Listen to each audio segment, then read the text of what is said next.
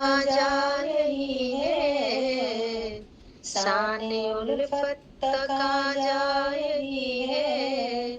मेहरबाज सबको पिला दो, मेहरबाज सबको पिला दो। दर पे बैठे हैं तेरे दीवाने, दर पे बैठे हैं तेरे दीवाने। आज सबको नियाजी बना दो, आज सबको नियाजी बना दो। तुमने उल्फत में रगड़े हैं जिनको, तुमने उल्फत में रगड़े हैं जिनको, उनको रहमत की साया बख्श दो, उनको रहमत की साया बख्श दो। गैर दर के नहीं ये पुजारी, गैर दर के नहीं ये पुजारी, इनको सबको तुम अपना बना दो, इनको सबको तुम अपना बना दो। रौनक अंजुम जो बड़ी है, रौनक अंजुम जो बड़ी है, उसको कायम ही रखना मेहरबा, उसको कायम ही रखना मेहरबा। तेरा गुलशन जो फिर से बसा है, तेरा गुलशन जो फिर से बसा है, उसको उल्फत का सामा बख्श दो, उसको उल्फत का सामा बख्श दो। शाने उल्फत तक आ जा यही है, शाने उल्फत तक आ जा यही है।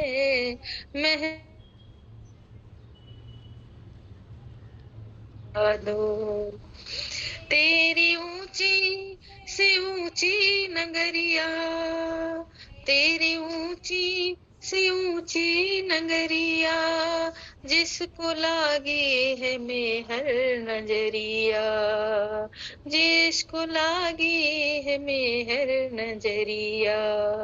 गुल की ख्वाहिश है बसना यहाँ पर, गुल की ख्वाहिश है बसना यहाँ पर, मेरे मालिक ये भी पूरी कर दो, मेरे मालिक ये भी पूरी कर दो। शाने उल्फत तक आ जा यही है, मेहरबाज सबको पिला दो।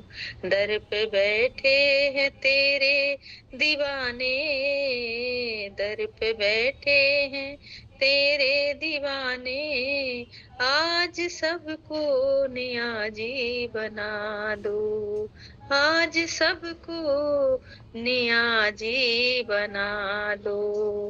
अवतार मेहर बाबा की जय। बहुत बढ़िया, thank you Santoshi ji, thank you all, बढ़िया बढ़िया गाया है। जय बाबा, जय बाबा, जय बाबा। Thank you Mehru, without any notice, और आपने अच्छा कर दिया। सिक्वेन्स वाईज चूक झाली असेल काकू, सॉरी, तुम्हाला डिटेल थोड़ा ऑपरेटिंग तेवढं येत नाही। कोई बात नहीं, अगली बार इसमें हम क्या करते हैं कि गाने वाले तो कई सारे बहुत अच्छे हैं, जैसे मैं प्रदीप चौधरी की भी आवाज गाते भी बढ़िया है, कई लोग होते हैं इसमें, कई है, जैसे नीलम जी है, नाफे की फैमिली में से है, तो काफी अच्छे भी है। तो भी हम क्या करते हैं कि जो पहले ज्वाइन हुआ उसको पहले लेते, कोई बात नहीं बेटा, जैसे बाबा की मर्जी। नंदराम जी सॉरी, आप पहले जुड़ के भी आप छूट गए। नहीं नहीं बहन जी, नहीं, मुझे कल परमात्मा ने मौका दिया था, हमें किसी प्रकार की कोई बात नहीं है, बल्कि हमें परमात्मा अभी समय हो गया तो हम पढ़ना, कोई बात नहीं, कोई बात नहीं, हम इसके लिए नहीं, हम तो उसके लिए जुड़े जो अब शुरू होने वाला है। जय अवतार मेहर बाबा की जय, अवतार मेहर बाबा की जय, अवतार मेहर बाबा की जय। प्रियतम मेहर हमारे बीच में आकर के आप हम सभी को आपके दर्शन, सहवास तथा प्रेम का आनंद देकर हमारा मार्गदर्शन कीजिए, यही आपसे गुजारिश। थैंक यू बाबा। जय बाबा। Beloved God, help us all to love you more and more and more and more and still yet more till we become worthy of union with you. And help us all to hold fast to Baba's daman till the very end. अवतार मेहर बाबा की जय, अवतार मेहर बाबा की जय, अवतार मेहर बाबा की जय। सभी को प्रेम पूर्वक जय बाबा। इन्फिनिट इंटेलिजेंस ये किताब हम लोग पढ़ रहे हैं और कल हम यहाँ जहाँ रुके थे वहीं से आज शुरू करेंगे। ये अच्छा होता है, लगातार 2 दिन तो 8 नंबर की श्रृंखला हम देख रहे हैं। और इसमें कल हमने देखा कि थिंकिंग और उसके प्रकार, उसके अवस्थाएं, और सोच होता है तब कैसा होता है, और मन, संस्कार और उसका संस्कारों का पर्दा, किस प्रकार की सोच के कारण किस प्रकार का क्या उसका परिणाम होता है। जैसे कि बिल्कुल अचेतन असोच अवस्था में कुछ भी उत्पत्ति नहीं होती, किसी भी चीज का अनुभव नहीं होता है, और जो मूल थिंकिंग शुरू होती है तब उत्पत्ति होती है, लेकिन वहाँ चेतना नहीं होती है तो उसका अनुभव नहीं होता है। उसके पश्चात मिथ्या सोच के कारण इस विश्व का अनुभव या अर्थात कल्पना का अनुभव किया जाता है, और सत्य सोच के कारण स्वयं का अनुभव किया जाता है। हम कल पेज नंबर 137 पे रुके थे, 137 आखिरी पैरा बचा था, उसको पढ़ के फिर आगे जाएंगे। गांगड़े से जुड़े हुए हैं।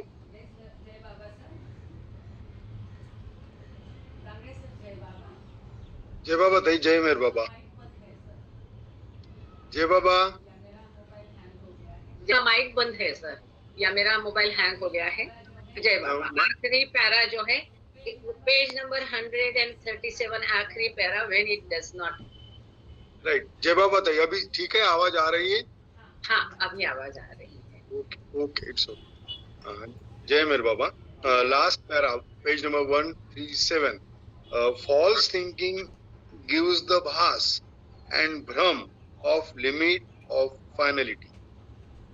When it does not think, the infinite intelligence, though infinite, does not realize or think its infinity. When it thinks falsely, however, it becomes finite or limited. Since the beginning of its thinking coincides with the appearance of the illusion of its limit or finality. Although it is a really infinite, even while thinking falsely, yet the falseness of its thinking gives it the illusion and delusion, the bhas and bhram of limit or finality, and thus makes it think itself as limited or finite. Okay, sir, thank you. So कल हमने जो देखा था इसका ही यहाँ वापस पुनरुच्चार है। तो जब ये सोचता नहीं है, जब ये अचेतन होता है, अनंत बुद्धि, ये मर्याद होने के बावजूद जब थिंकिंग की स्थिति में नहीं है, तब ये अनुभव ही नहीं करता है, और अपनी जो अमर्यादितत्व है या अनंतत्व है, इसका भी वो अनुभव नहीं करता है। This is very important sentence. कल से हम जो देख रहे हैं उसके पहले जो देखा, थिंकिंग इज मस्ट। कल हमने क्या देखा था? 2 शर्तें हैं साक्षात्कार के लिए, सचेत होना और थिंकिंग भी होना ही चाहिए। जैसे अचेतन अवस्था परात्पर पर ब्रह्म अवस्था में अचेत है और थिंकिंग नहीं है, या तो वो अवस्था के बारे में अचेत है, चेतना पूरे भरपूर है, अपार चैतन्य वही है, परंतु इसके बारे में उसको चेतना नहीं, कॉन्शियसनेस नहीं, भान नहीं, महसूस नहीं करता और वहां थिंकिंग नहीं है, तो अपने अनंत तत्व को वो होकर भी उसको अनुभव नहीं कर सकता है। ये एक अवस्था हो गई। दूसरी अवस्था में जब मिथ्या सोच होती है, तब ये अमर्याद होकर भी मर्यादित होता है। वही परमात्मा है जो सब रूपों में है, वही परमात्मा अमर्याद होकर भी जब रूपों में आता है, विश्व का अनुभव करता है, इसलिए फॉल्स थिंकिंग या मिथ्यत्व होता है, मिथ्या सोच होती है, तब वो मर्यादितत्व अनुभव करता है। और ये जैसे शुरू होता है थिंकिंग, चिंतन, सोच या मन जैसे पिक्चर में आता है, तुरंत भास, अस्तित्व, भ्रम, मर्यादितत्व, सीमितत्व, फाइनलिटी, ये सब इसका भी उदय होता है। जैसे कि कल हमने इसकी 2-4 स्लाइड्स देखी है कि इस मर्यादा को कौन जन्म देता है, इस भास को कौन निर्माण करता है, तो ये मिथ्यत्व है, मिथ्या सोच है। वास्तविक में ये स्वयं अनंत है, परंतु मिथ्या सोच के कारण, उसकी सोच के मिथ्यत्व के कारण ये भ्रम को, भास को निर्माण करता है, ये सीमितत्व निर्माण करता है। स्वयं जो अनंत है उसको वो सीमित समझता है, शाश्वत है उसको वो नश्वर समझता है, और इस प्रकार से मर्यादा भी पिक्चर में आती है, इसके कारण, मिथ्या सोच के कारण। और इस प्रकार से ये मिथ्या सोच स्वयं को, उसको अमर्याद होकर भी उसको स्वयं को वो मर्यादित या सीमित बनाती है। देन अगेन हम लोग अब पेज नंबर 138 पर जा रहे हैं। Then again when infinite intelligence thinks really, and this happens when the thinking that began earlier still remains while its falseness disappears. This is important. Then the intelligence becomes infinite and unlimited. तो जब वो मिथ्या सोच बदल के सत्य सोचता है, रियल सोचता है, वास्तविक सोचता है, तब थिंकिंग बरकरार रहती है, चिंतन बरकरार रहता है, सोच बरकरार रहती है, लेकिन उसकी मिथ्यत्व या झूठी सोच गायब होती है। तब अनंत बुद्धि फिर एक बार अपने अनंतत्व को, अमर्यादितत्व को, शाश्वतता को अनुभव करती है। इसका स्वयं का, अपने रियल सेल्फ का, वास्तविक मैं का, सत्यमय का अनुभव वहाँ अनंत बुद्धि करती है। जब सोच रहती है परंतु इसका मिथ्यत्व निकल जाता है, असली सोच होती है, क्योंकि सोच नहीं है तो भी वो अपने अमर्यादितत्व का अनुभव नहीं कर पाती है।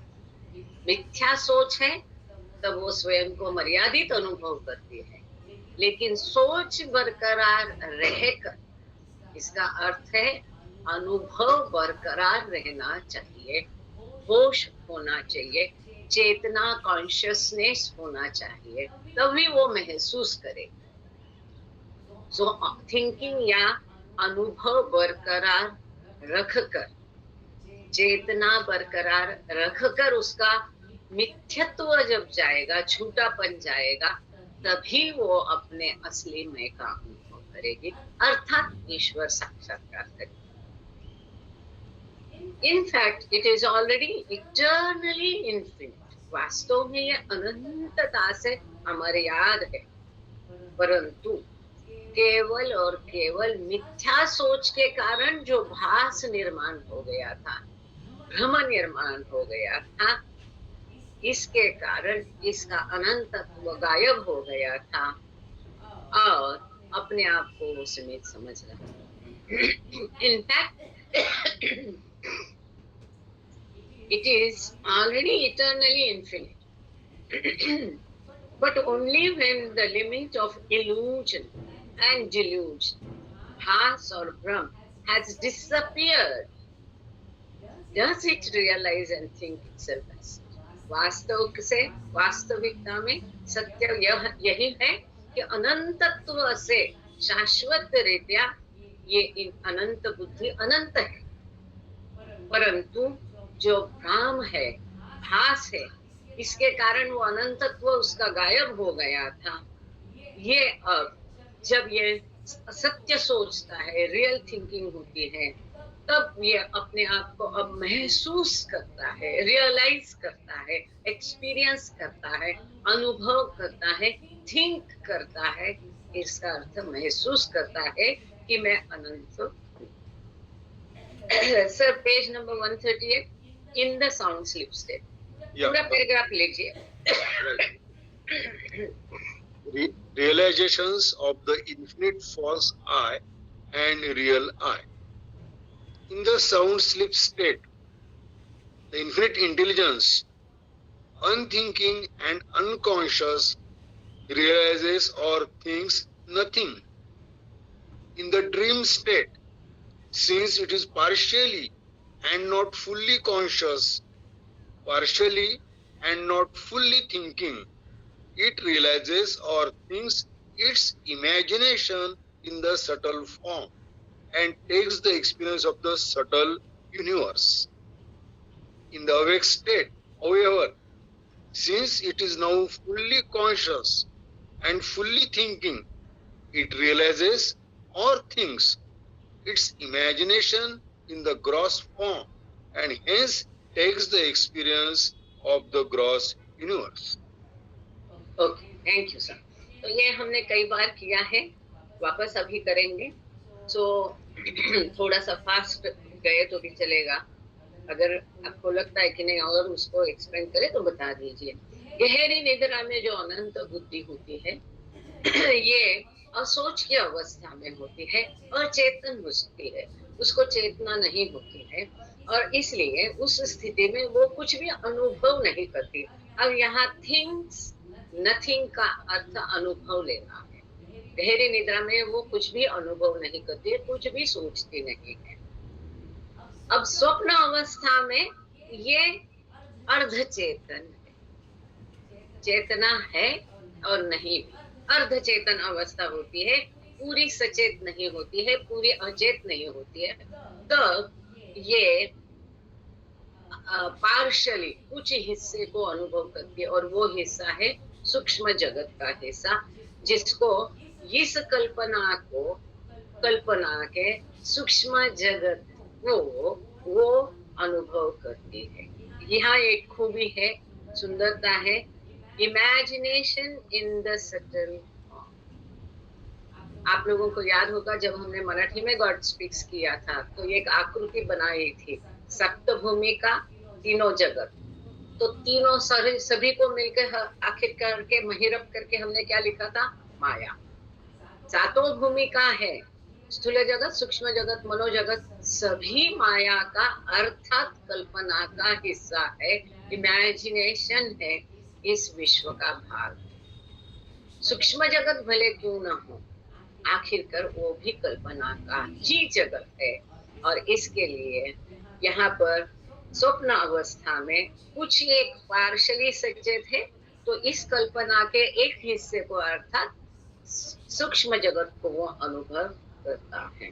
और जब वो जागृति की स्थिति में होता है, जगता है, जागृत होता है, तब ये पूरा चेतन होता है और पूरी अनुभव करता है। फुल्ली थिंकिंग, वापस अनुभव, वापस सोच, दोनों पे यहाँ पूरी तरह से ये अनुभव करता है इस सृष्टि का। और ये कल्पना मतलब ये सृष्टि एक कल्पना है, तो इस कल्पना का, सृष्टि का, स्थूल और सूक्ष्म विश्व का, सूक्ष्म क्यों यहाँ पर लिखा नहीं है, पर जब भूमिकाओं के साधक होते हैं तो जागृत स्थिति में वो सूक्ष्म विश्व का अनुभव करते हैं। तो जागृत स्थिति में ये स्थूल का पूरा अनुभव करता है, स्थूल विश्व को अनुभव करता है। ये इसके लिए experience of the gross universe, जो स्थूल जगत है, भौतिक जगत का, वो पूरी तरह से अनुभव करता है। टू रिकैपिचुलेट, तो इसको एक बार फिर से दोहराते हैं। इसको अब बाबा ने पॉइंट वाइज दिया है, ABC। पहली अवस्था है गहरी निद्रा की अवस्था, दूसरी अवस्था है स्वप्न अवस्था, और तीसरी अवस्था है जागृत अवस्था। अब इसमें बाकी आगे के बाबा की जो किताबें हैं उसमें बाबा ने एक क्रम हमेशा कायम रखा है। थोड़ा बहुत कभी ऊपर नीचे हो जाता है, इसमें भी कई बार बाबा क्रम को उल्टा पलटा देते हैं। सो गांगड़े सर को रिक्वेस्ट करती हूँ, ए से लेके माइंड तक पूरा पढ़ लीजिए, फिर मैं लेती हूँ। जय बाबा सर। जय बाबा। To recapitulate, A, infinite intelligence is sound sleep, where its imagination is in the most fine form, realizes and thinks neither the imagination nor itself. That is, it realizes and thinks nothing. B, infinite intelligence in the ordinary dream state realizes its imagination in the subtle form.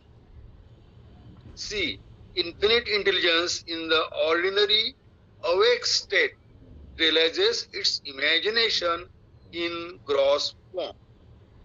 Infinite intelligence thinking really or thinking itself is equal to the infinite real I, is equal to infinite real mind.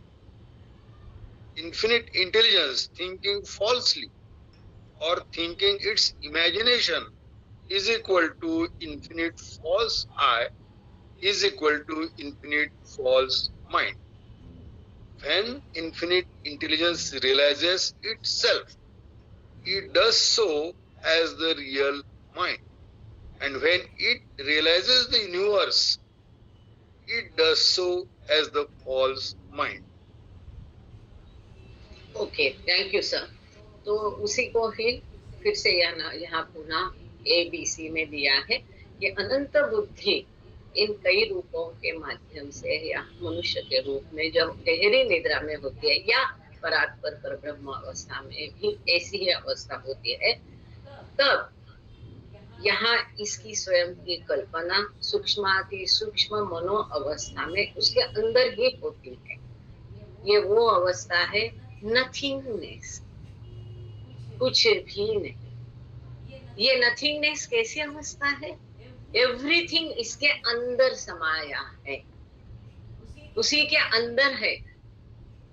ये everything भी nothing में समाविष्ट है, या everything में nothing समाविष्ट है। ये सुंदर खेल है एवरीथिंग एंड नथिंग का। तो ये ऐसी अवस्था है गहरी निद्रा की, नथिंगनेस की अवस्था है, जहाँ सब कुछ उसके अंदर समाहित है, उसके अंदर समाया हुआ है।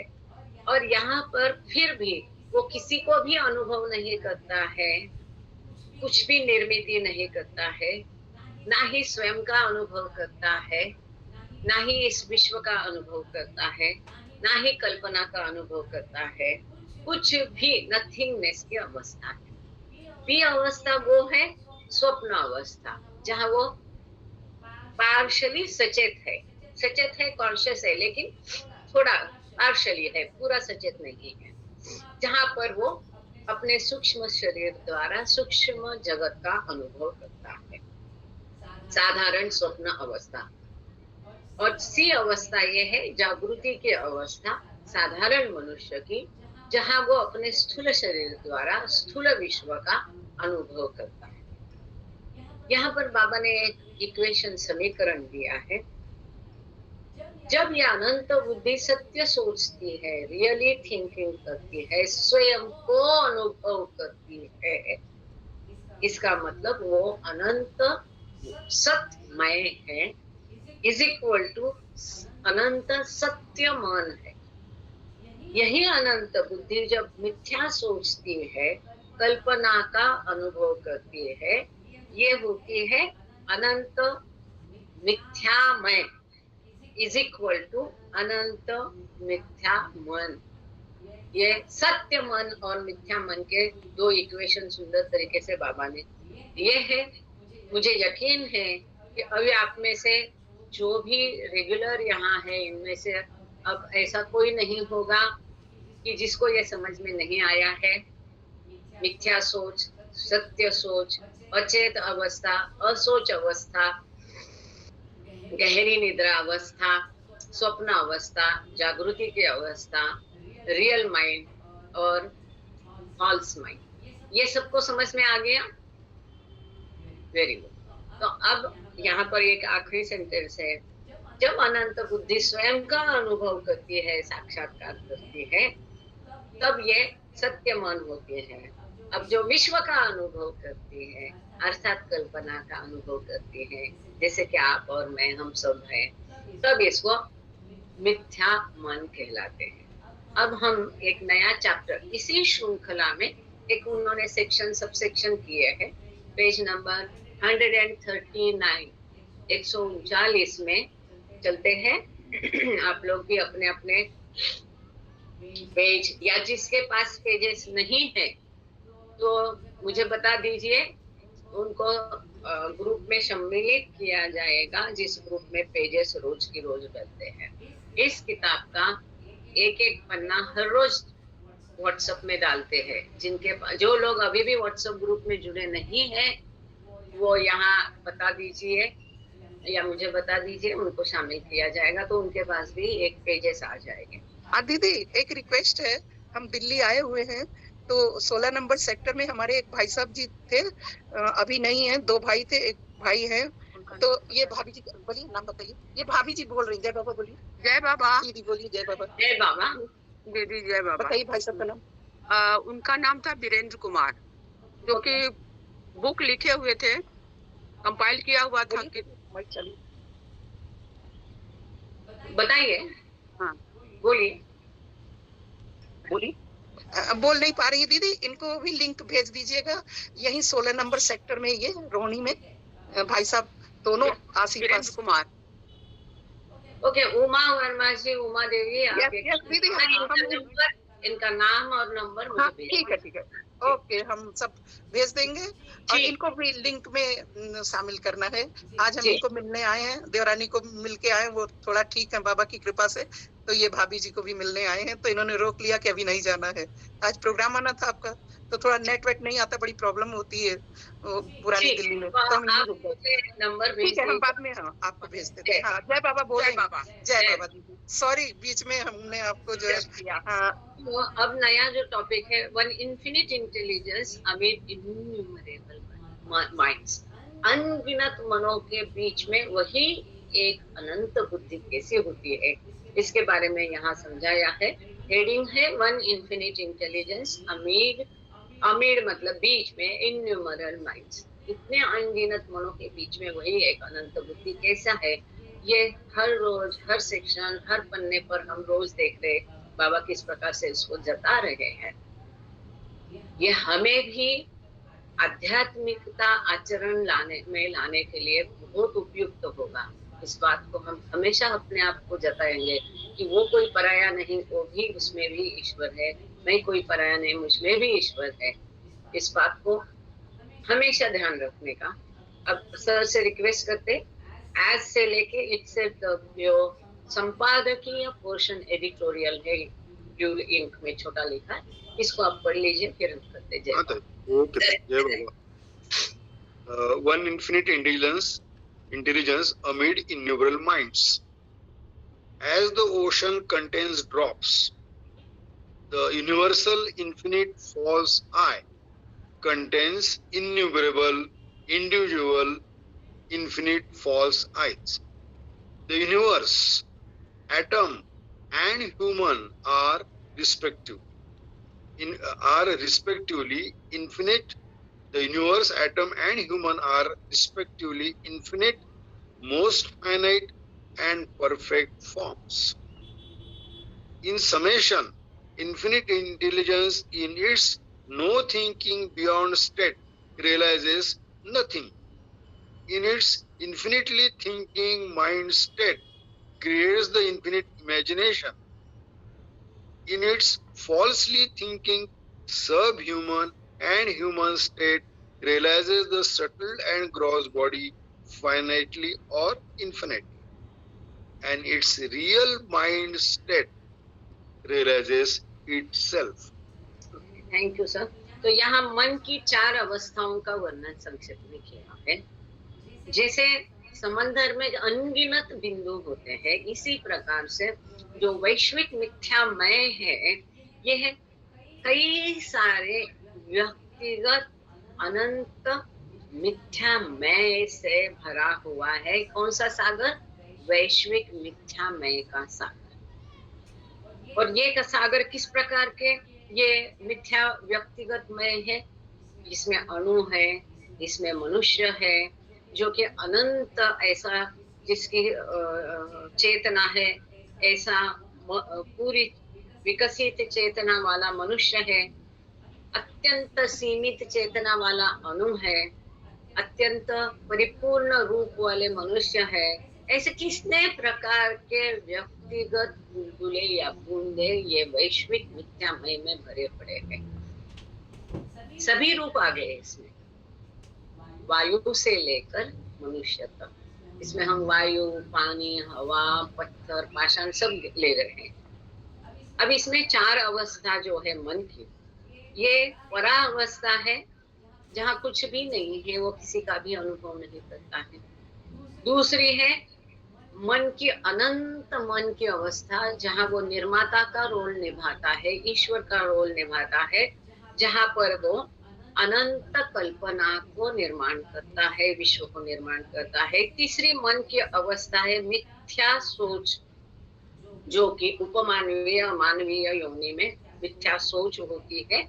और जो इसके कारण अपने स्थूल और सूक्ष्म शरीरों द्वारा अनंतता से इस विश्व का अनुभव करते हैं, कल्पना का अनुभव करते हैं। और चौथी अवस्था मन की है सत्य मन, ये स्वयं को अनुभव करता है, real mind that realises itself, जो ईश्वर का साक्षात्कार करता है।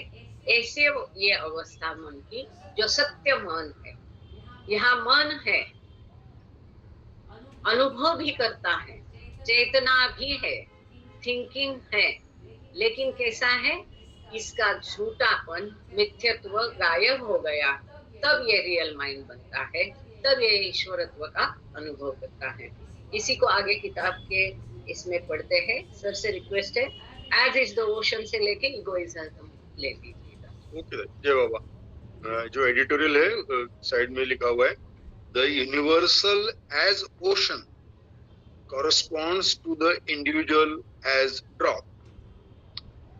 As is the ocean, so is the drop.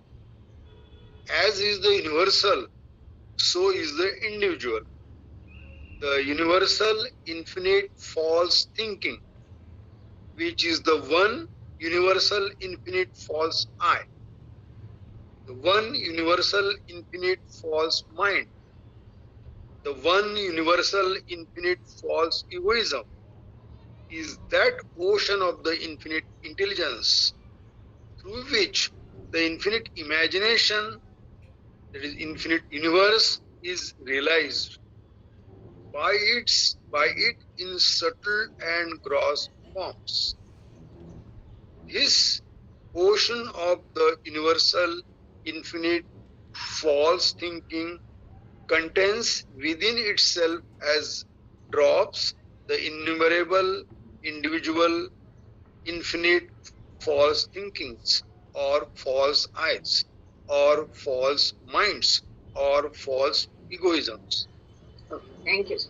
सो यहाँ पर जैसा समंदर है वैसे बिंदु है, जैसा विश्व है उसी प्रकार से व्यक्तिगत है। जैसे हमने देखा कि मिथ्या वैश्विक विश्व है, उसमें एक एक व्यक्तिगत मिथ्या मन है, आप और हम सब, और कई अनगिनत रूपों का, उसमें उपमानवीय रूप भी आ गए।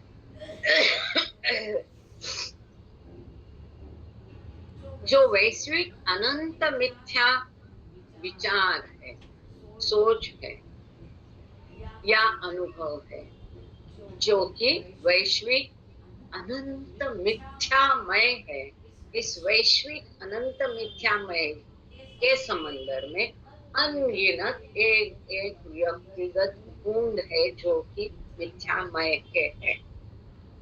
वैश्विक मिथ्या मन है, ये वैश्विक मिथ्या अहम है, इगोइज्म है। ये अनंत बुद्धि का वो समंदर है जिसके द्वारा उसी अनंत बुद्धि द्वारा निर्मित अनंत कल्पना को अर्थात इस विश्व का अनुभव, ये वैश्विक मिथ्या समंदर के अनगिनत व्यक्तिशः जो बूंदे हैं, मिथ्यामय है, ये अपने स्थूल और सूक्ष्म रूपों द्वारा, स्थूल और सूक्ष्म शरीरों द्वारा इस विश्व का अर्थात कल्पना का अनुभव करते हैं। कौन करते हैं? व्यक्तिगत मिथ्यामय, व्यक्तिगत मिथ्या मन, अनगिनत बूंदे, वैश्विक मिथ्या मैं का एक बड़ा समंदर के ये छोटे छोटे हिस्से इसका अनुभव करते हैं। ये जो समंदर है वैश्विक अनंत मिथ्या सोच का, इसके अंदर अनगिनत व्यक्तिगत अनंत मिथ्या सोच वाले अनंत मिथ्यामय है, अनंत मिथ्या मन है और मिथ्या अहंकार वाले कई सारे बूंदे हैं। थैंक यू जय। मतलब एक बड़ा समंदर है, वो वैश्विक है लेकिन मिथ्या मय का है, मिथ्या मन का है। और इस समंदर में जितनी बूंदे हैं, क्योंकि समंदर मिथ्या है, वो बूंदे भी मिथ्या है। समंदर मिथ्यामय है तो व्यक्तिगत बूंद भी मिथ्यामय है। समंदर मिथ्या सोच है का है तो व्यक्तिगत बूंद भी मिथ्या सोच ही है।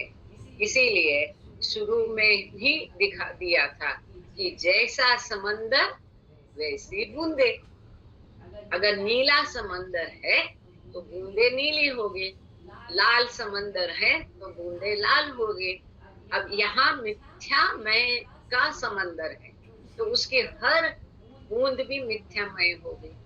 ये मिथ्या मन का समंदर है तो उस समंदर की हर बूंद भी मिथ्या मन की होगी। इसको ही इसमें स्पष्ट किया है। अब आगे चलते हैं। सर से रिक्वेस्ट है द इन्फिनिट इंटेलिजेंस से लेके थिंकिंग तक, मतलब ये पेज का आखिरी पैरा को पूरा पढ़ लीजिए। सर जैसे पढ़ते हैं वैसे आपको समझ में आएगा। एकदम सीधा है, सिंपल है, कई बार किया है तो हम फास्ट जाएंगे। यस सर, जय बाबा। ये एडिटर का जो लिखा हुआ है सब heading, universe, atom and human, the infinite intelligence thinks and realizes the subtle imagination, that is universe, through the subtle false thinking or subtle body, that is sukshma sharir, and the gross imagination, that is universe, through the gross false thinking or gross body, that is sthul sharir. The gross and subtle universes are the infinite gross and subtle forms of the most finite fine universe or fine imagination. By contrast, the atom or stone is the most finite, subtle and gross form of the infinite fine thinking. Finally, the sukshma and sthula body of the human being is the most perfect, subtle and gross form of this infinite fine thinking. Thank you, sir. So, Nistani जी, आपके प्रश्न का उत्तर तुरंत बाबा ने अगले paragraph में in detail दिया। और पहले पैराग्राफ में यहाँ पर था दिया है universal infinite false egoism, erosion of truth through the infinite imagination is realized by the, यहाँ पर उपमानवीय शब्द कहीं पर है। हाँ, तो यस, मनुष्य के नीचे की योनियां भी इसको अनुभव करती है। आपका प्रश्न है कि क्या जानवर और पंछियों में मिथ्या मन? यस, जानवर और पंछियों में भी मिथ्या मन है। क्यों?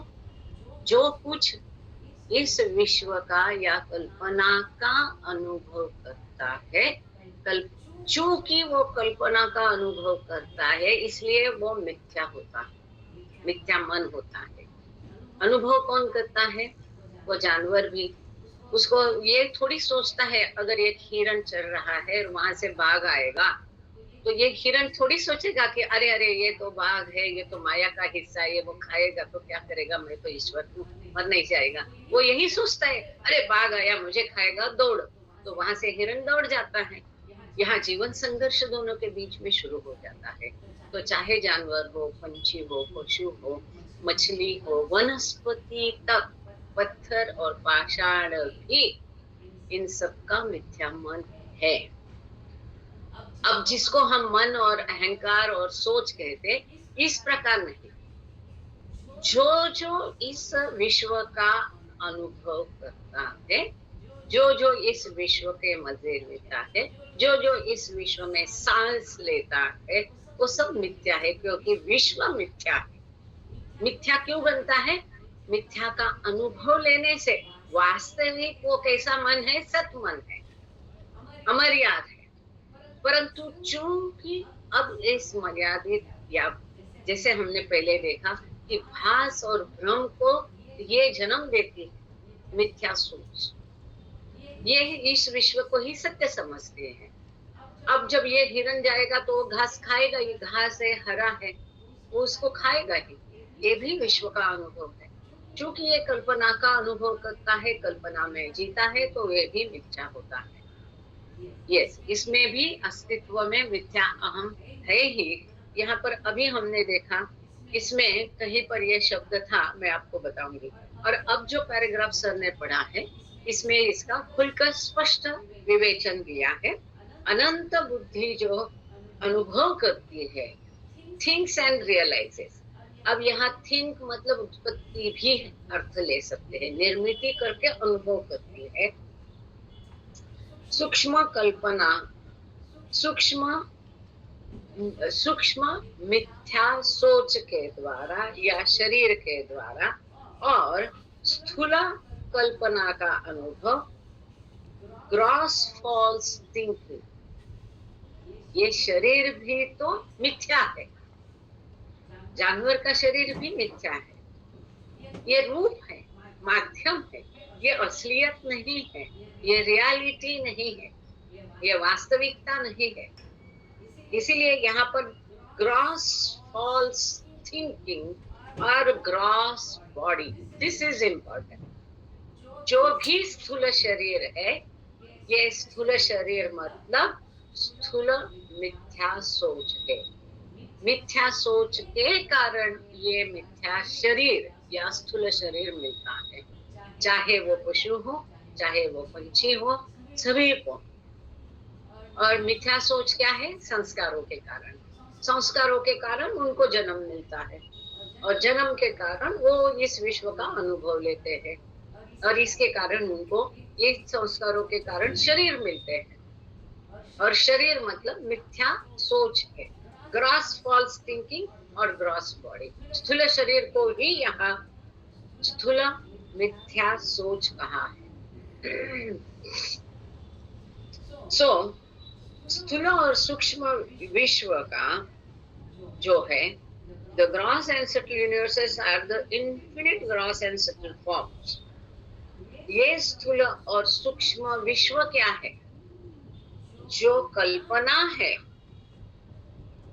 या फाइन इमेजिनेशन मतलब मनोकल्पना के ये दो शरीर है।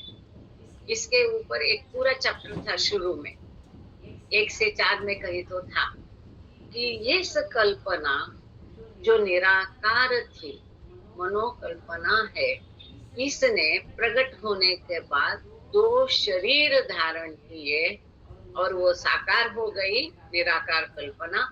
और इस कल्पना के 2 शरीर मतलब स्थूल और सूक्ष्म विश्व है।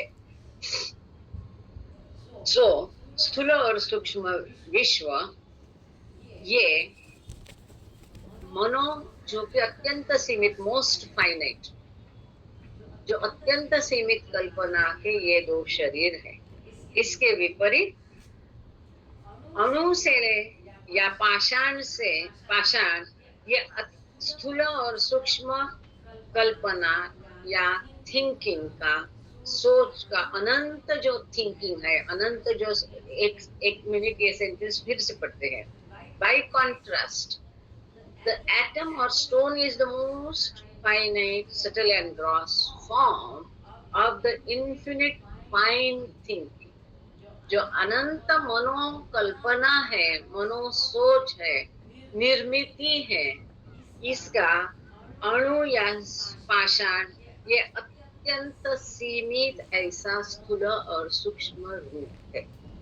यहीं से आगे चलते हैं, पाषाण से लेके धातु है, कीटक है, वनस्पति है, पशु है, पंछी है, और अंततः आता है मनुष्य। फाइनली द सूक्ष्म एंड स्थूल body of the human being. इसी श्रृंखला में, रूपों की श्रृंखला में अंततः आता है मनुष्य का शरीर, जो कि अत्यंत परफेक्ट है, परिपूर्ण है। इस स्थूल और सूक्ष्म जो कल्पना है, विश्व है, इसका परिपूर्णता से, पूरी तरह से अनुभव लेने के लिए, मजा लेने के लिए, एक्सपीरियंस करने के लिए स्थूल और सूक्ष्म शरीर जो मनुष्य का है, ये परिपूर्ण है, योग्य है। तभी ये पूरे विश्व में कहीं पे जो चाहता है, पहले हमने कुछ सेशन पहले वहां देखा था कि मनुष्य इस पूरे विश्व में जिस भी हिस्से का अनुभव करना चाहता है, उसको वो अनुभव कर सकता है, क्योंकि अब उसके पास एक परिपूर्ण शरीर और पूरी प्रगत हुई चेतना। तो अपने ये प्रगत, परिपूर्ण, परफेक्ट स्थूल और सूक्ष्म शरीर द्वारा पूरे विश्व का वो आनंद ले सकता है। उसको तैरना चाहता है तो वो पानी में जाके तैर सकता है, दौड़ना चाहता है तो जमीन पर दौड़ सकता है, उड़ना चाहता है तो एरोप्लेन का उसने खोज किया है, वो उड़ भी सकता है। अब चलते हैं पेज नंबर 140, 140। सर से रिक्वेस्ट है, पहला पैराग्राफ जो है 140 में द इन्फिनिट से लेके आइज तक पूरा पढ़ लीजिए। यही बात बाबा ने स्पष्ट की इस पैराग्राफ में। एडिटर ने सबहेडिंग जो दिया है, the false infinite I, realizing the universe as human and subhuman. The infinite intelligence realizes its subtle and gross imagination or universe through the two bodies, subtle and gross, of its false thinking or false mind. Being is the individual infinite false I with perfect sukshma and sthul bodies. The other forms from stone up to but not including the human are imperfect sukshma and sthul bodies of the false infinite eyes. Thank you sir. तो निस्तानी जी, आपके सवाल का यहाँ पर भी स्पष्टीकरण हुआ है कि देखो, जिस प्रकार के मानव की सोच है, उस प्रकार की उनकी सोच नहीं हो सकती। जिस प्रकार का मानव का मन है, उस प्रकार का उनका नहीं हो सकता, क्योंकि मानव में रूप परिपूर्ण है, परफेक्ट है, उसमें इम्परफेक्ट है, लेकिन है तो जैसे आप देखते हैं, जानवर है, कुत्ता है, बिल्ली है, पंछी है, आप उनको प्यार देते हैं तो वो बराबर अपने मालिक को पहचानता है कि नहीं? तो वहां भी मन है ही। अब मिथ्या क्यों? कि वहां पर अहम और जो अहंकार हम कहते हैं वो नहीं है, लेकिन फॉल्स मैं है, क्योंकि मुझे खाना है, मुझे पीना है, मैं आता है, मैं मतलब पैरट हूँ, मैं मतलब कुत्ता हूँ, मैं मतलब बिल्ली हूँ, ये वहां पर भी भाव है। वो हिरण को डर है कि मुझे बाघ से डर है। तो ये जो है अप्रगत है, परंतु उसमें भी है। और मिथ्या इसलिए जो इस जगत में हम सत्य और मिथ्या कहते उस अर्थ से नहीं। तो यहाँ पूरा बाबा ने उसकी डेफिनेशन दी है इस किताब में शुरू में, कि जो इस मिथ्यत्व का अनुभव करता है, मिथ्यत्व का अनुभव करने के कारण वो मन मिथ्या बन जाता है। वास्तविक इन रूपों में भी मन उसी ईश्वर का है, अनंत मन है कि नहीं? परंतु जब ये मिथ्यत्व का अनुभव करता है, अर्थात विश्व का अनुभव करता है अपने स्थूल और सूक्ष्म रूपों द्वारा, तब वही मन मिथ्या मन बन जाता है। The infinite intelligence, अच्छा, अनंत बुद्धि अपने दो शरीर, स्थूल और सूक्ष्म शरीरों द्वारा और अपनी मिथ्या सोच के द्वारा, मिथ्यामय के द्वारा ये जो कल्पना है अर्थात स्थूल और सूक्ष्म विश्व का अनुभव करती है। अब ये अनंत बुद्धि सब में है, पाषाण से लेके मनुष्य तक सभी में है। मनुष्य में जो व्यक्तिगत अनंत मिथ्यामय होता है, the human being is the individual infinite false I with perfect सूक्ष्म। मनुष्य जो है वो अनंत मिथ्यामय है और उसके पास परिपूर्ण स्थूल और सूक्ष्म शरीर है।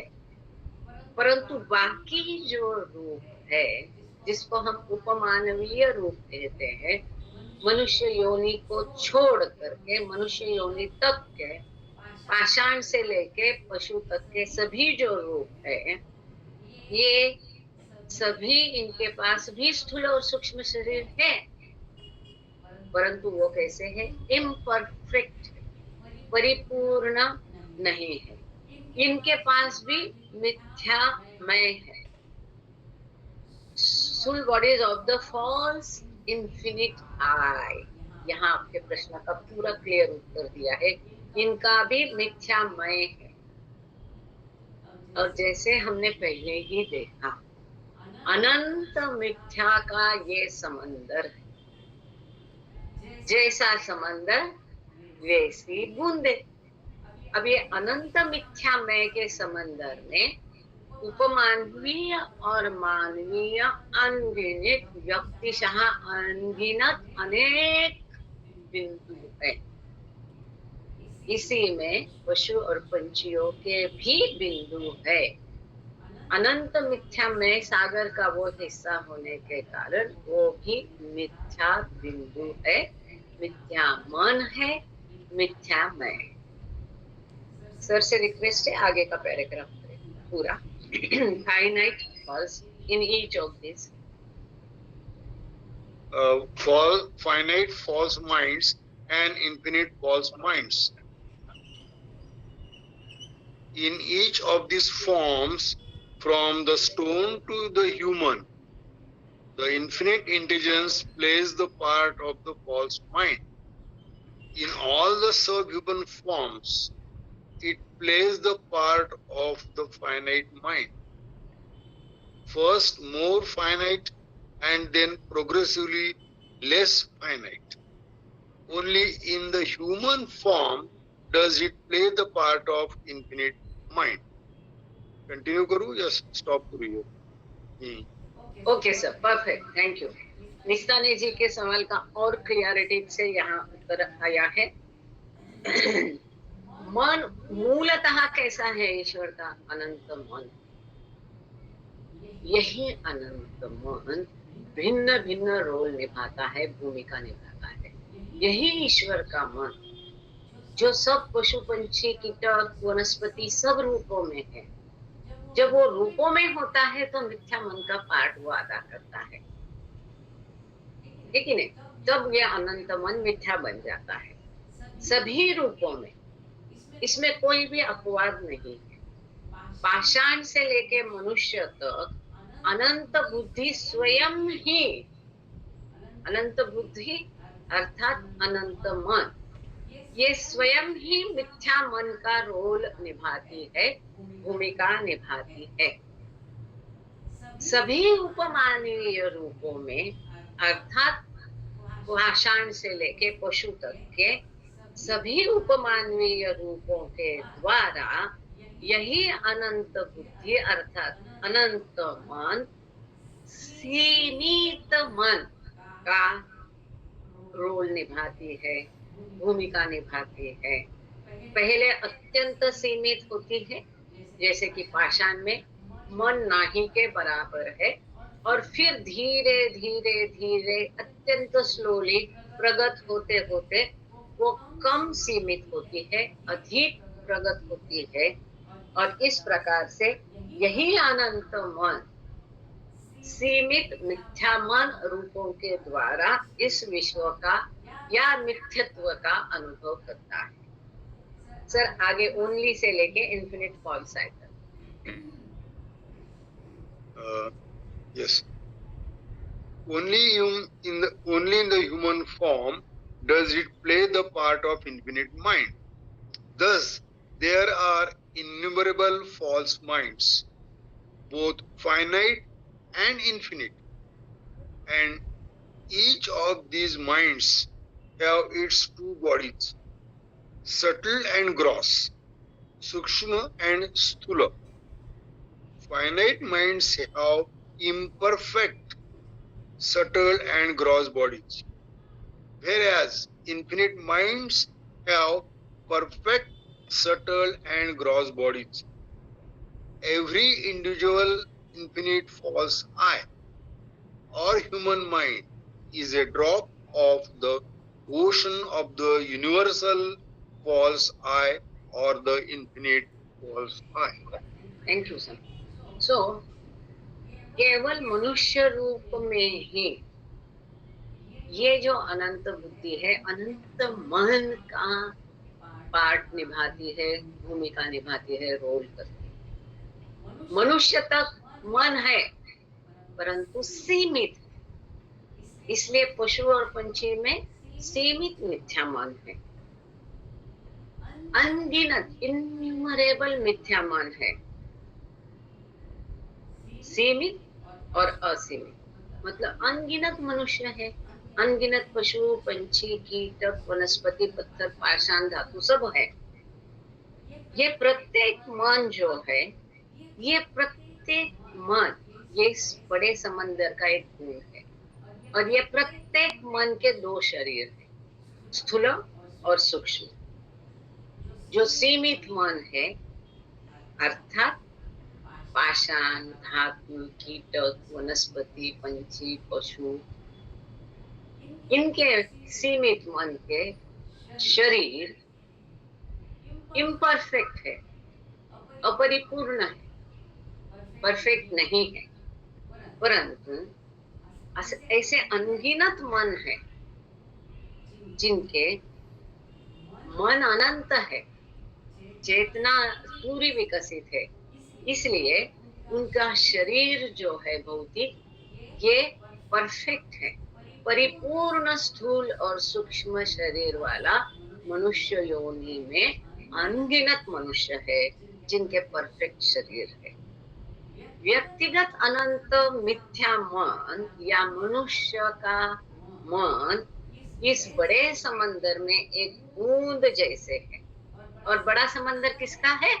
जैसा हमने पहले ही देखा, वैश्विक मिथ्यामय। ये वैश्विक मिथ्यामय का ये बड़े सागर में ये अनंत मिथ्या मन की जो मनुष्य है, ये अनगिनत बिंदु है, अनगिनत ड्रॉप्स है, अनगिनत अनंत मिथ्यामय वाली कई बूंदे इस वैश्विक मिथ्यामय के सागर में है। मिस्तानी जी, आपके सवाल का जवाब क्लियर हो गया आपको? Yes madam, thank you. जय थैंक यू। जय बाबा। गांगड़े सर, अभी 100 से लेके बियॉन्ड सेल्फ तक करना, 2 हिस्से करेंगे, बड़ा पैराग्राफ है। ओके जय बाबा। जो एडिटर ने जो सब हेडिंग दिया है, the same intelligence as self, false self, real self and beyond self. So the one and the same infinite intelligence takes innumerable experiences of the subtle and gross universes through the innumerable subtle and gross bodies of the innumerable finite and infinite false minds. Again, the very same one infinite intelligence takes the experience of itself, realizing itself through the innumerable real minds of the realized souls. यहाँ तक ठीक है? या आगे बढ़ू? Okay sir, ठीक है। सो ये वही अनंत बुद्धि है, वही एक ही ईश्वर है जो अनंत है, अविभाज्य है, शाश्वत है। यही कई सारे अनगिनत रूपों के द्वारा इस स्थूल और सूक्ष्म विश्व का अर्थात अपना कल्पना का अनुभव करता है। अनगिनत, गिनती नहीं कर सकते, इतने सारे रूपों के द्वारा, इतने सारे स्थूल और सूक्ष्म शरीरों के द्वारा, इतने सारे अनगिनत सीमित और असीमित मनों के द्वारा वही एक अनंत बुद्धि इस विश्व का अनुभव लेती रहती। कितनी उपमानवीय योनियां के हर स्पेसीज में कितनी सारी लाखों स्पेसीज है, एक एक फॉर्म, रूप या योनि में अनगिनत स्पेसीज है, और इतने सारे रूप, इतने सारे, सभी में वही एक ही अनंत बुद्धि है। सब में ईश्वर कैसा मौजूद है इसका ये सुंदर उत्तर है। और इतने रूपों के द्वारा, इतने स्थूल और सूक्ष्म मनो और शरीरों के द्वारा, इतने अनंत मिथ्या मनों के द्वारा वही अनंत बुद्धि इस विश्व का अर्थात स्वयं की प्रकट हुई या स्वयं निर्मित कल्पना का अनुभव होता है। The same one infinite intelligence, कोई दूसरा अलग नहीं है, वही अनंत बुद्धि स्वयं का भी अनुभव लेती है। और एक ऐसा स्वयं का अनुभव लेने वाला भी कई सारे रूप है, तो किसी एक को ईश्वर साक्षात्कार नहीं मिलता है। भले थोड़े होंगे, परंतु कई सारी ऐसे आत्मा में है जो स्वयं का साक्षात्कार करती है, ईश्वर साक्षात्कार करती है अपने सत्य मन के द्वारा। वही अनंत बुद्धि है, अनगिनत रूपों के द्वारा, मिथ्या मन के द्वारा, सीमित मिथ्या मन के द्वारा, असीमित मिथ्या मन के द्वारा इस विश्व का मजा लेती है। वही अनंत बुद्धि है, कई सारे रूपों के द्वारा, सत्य मन के द्वारा स्वयं का साक्षात्कार करती है। इन्यूमरेबल रियल माइंड्स, कई सारे सत्य मन है ऑफ द रियलाइज्ड सोल, जो साक्षात्कारिक आत्मे है, ऐसे कई सारे आत्मे हैं। इन्हीं के द्वारा वही अनंत बुद्धि जो मिथ्या मनों के द्वारा विश्व का अनुभव करती है, कल्पना का अनुभव करती है, वही अनंत बुद्धि अनगिनत सत्य मनों के द्वारा इन आत्माओं का द्वारा स्वयं का साक्षात्कार करती है। इस प्रकार से एक ही समय में, one at the same time, एक ही समय में वही अनंतमय जब अनुभव कर्ता की अवस्था में होता है, सोच की स्थिति में होता है, थिंकिंग स्टेट में, अवस्था में होता है। यहाँ पर क्या है? अवस्था कौन सी है? Thinking. What is necessary? Thinking is must. शर्त क्या है? कंडीशन क्या है? सचेत होना है और थिंकिंग की अवस्था होनी है। तो वही अनंतमय जब थिंकिंग की अवस्था में होता है, अनुभव करने की स्थिति में होता है, सोच की अवस्था में होता है, तब ये मैं होता है, मन होता है। जब मिथ्या सोचता है, मिथ्या अवस्था में होता है, तब ये मिथ्या मन होता है, मिथ्या मैं होता है। जब सत्य सोचता है, सत्य का अनुभव करता है, मिथ्या का अनुभव नहीं करता है, तब ये सत्य मन होता है या सत्य मैं होता है। और जब ये सोचता ही नहीं, अचेतन है, असोच की अवस्था में, परा अवस्था में है, तब ये ना ही किसी की उत्पत्ति करता है, ना ही किसी का अनुभव करता है, ना ही स्वयं का अनुभव करता है, ना ही विश्व का अनुभव। Through the Ishwar state, this infinite self produces the universe. Through the innumerable minds and subtle gross bodies of ordinary human beings like Peram or Deshadam said, it takes the experience of the subtle and gross universes infinite, and through the infinite real minds of Mahapurushas like Zoroaster, Buddha, Jesus, etc., it realizes itself. वही एक अनंत बुद्धि ये भिन्न भूमिकाएं निभाती है, मिथ्यामय की, सत्यमय की, मिथ्या मन की, सत्य मन की। ये निभाने वाला कोई तीसरा नहीं है, दूसरा नहीं है। वही अनंत बुद्धि सभी रूपों में है, उपमानवीय योनि में भी है, मनुष्य में भी है।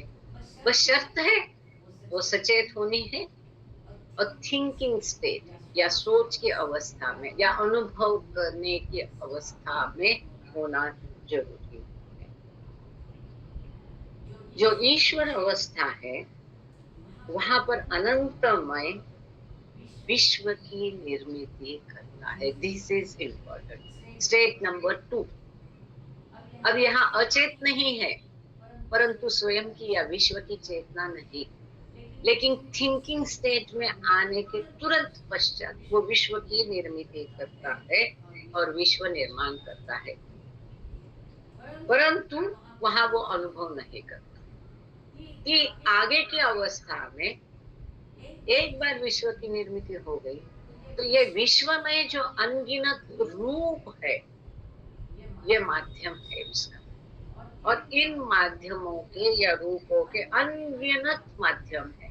इन अनगिनत माध्यमों के अनगिनत मनों के द्वारा, उनके अनगिनत स्थूल और सूक्ष्म शरीरों के द्वारा, साधारण मनुष्य के द्वारा ये इस स्थूल और सूक्ष्म विश्व का या कल्पना का अनुभव अनंतता से करता रहता है। एक पीढ़ी गई, दूसरी आई, कुछ आत्माओं ने साक्षात्कार प्राप्त किया, तब तक वापस नीचे की उपमानवीय योनि से कुछ आत्माएं मनुष्य योनि में आती हैं, वो भी इस विश्व का अनंतता से अनुभव करती है। ये चक्र चलता रहता है, अनंतता से चलता रहता है।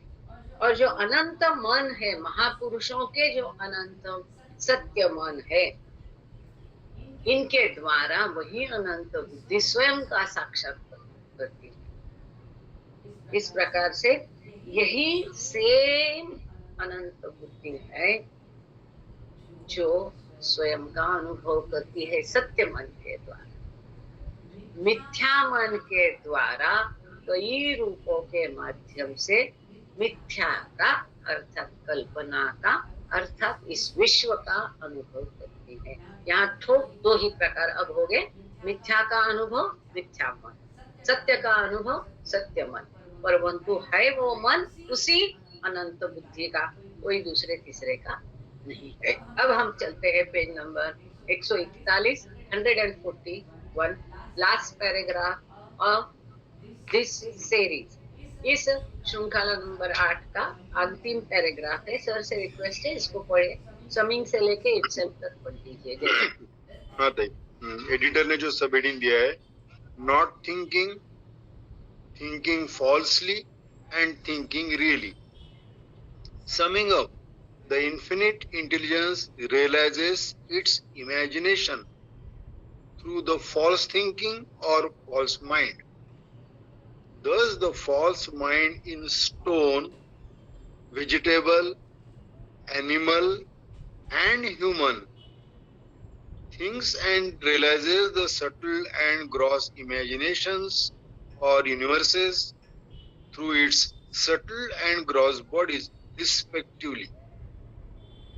On the other hand, infinite intelligence realizes itself through real thinking or the real mind. Thus, the real mind, as in Zoroaster, Jesus, Buddha, etc., thinks and realizes the infinite intelligence itself. So, in short, the infinite intelligence, when not thinking, realizes nothing. When thinking falsely, realizes the universe. And when thinking really realizes itself. Thank you sir. तो यहाँ पर पूरा अभी तक हमने जो देखा यही संक्षेप में दिया है, जो अब तक आप लोगों को अच्छे से समझ में आ गया ऐसा हम समझते हैं, क्योंकि इतना बार रट्टा मार दिया है बाबा ने कि वो बराबर समझ में आ ही गया होगा। और फिर भी अगर किसी को कुछ प्रश्न है, मन में आता है, मन है ना, और मिथ्या मन है हम सबका, तो ये तो कार्य करेगा ही। तो अगर किसके मन में प्रश्न है तो हैंड रेज करिए अभी से। तब तक मैं ये आखिरी पैरा समाप्त करती हूँ। सारांश में अनंत बुद्धि अपनी मिथ्या सोच के, मिथ्या मन के द्वारा इस कल्पना का अनुभव करती है, या यूं कह सकते हैं वो कल्पना का अनुभव करती है, इसीलिए वो मिथ्या है। इस प्रकार से यहाँ पर क्लियर लिखा है कि पाषाण, वनस्पति, पशु और मनुष्य, इनके जो मिथ्या मन है, ये स्थूल और सूक्ष्म कल्पना या विश्व का अपनी स्थूल और सूक्ष्म शरीरों द्वारा अनुभव करते हैं, कम अधिक प्रमाण होगा।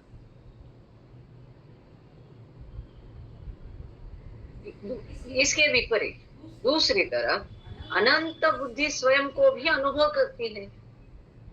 अब ऐसा नहीं है कि इसने अनुभव करने के लिए वो रुकती है, साइमल्टेनियसली चलता रहता है।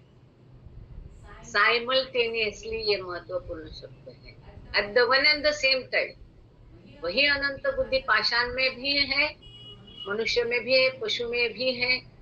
रूप कोई अलग है, परंतु है तो वो ईश्वरीय अनंत बुद्धि। और जो साक्षात्कारिक व्यक्ति है उसमें भी वही है।